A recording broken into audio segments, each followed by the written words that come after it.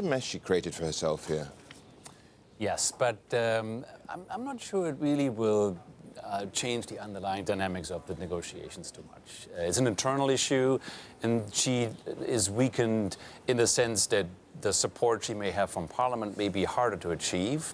But the negotiations will run very much in parallel in a different universe. They don't have to go back to Parliament every week to get consent. Don't forget that. We will have a package at the end that Parliament can vote on, but that's 2 years from now. So a lot of things can happen for her between now and the end of those negotiations. Politically, and you're reasonably optimistic long-term, saying that Britain will pay a price for this, but looking ahead, you know, it could make hay. That's if there's a vision, isn't there? And there is actually good leadership.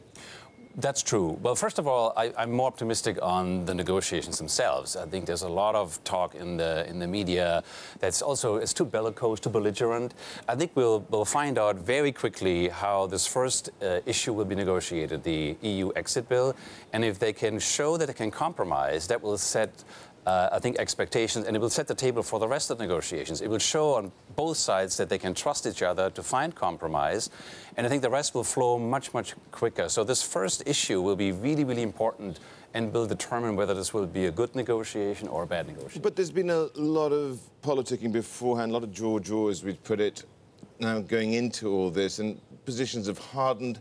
How hard are those positions, especially some of the things which came out of the European Union before in the European Commission?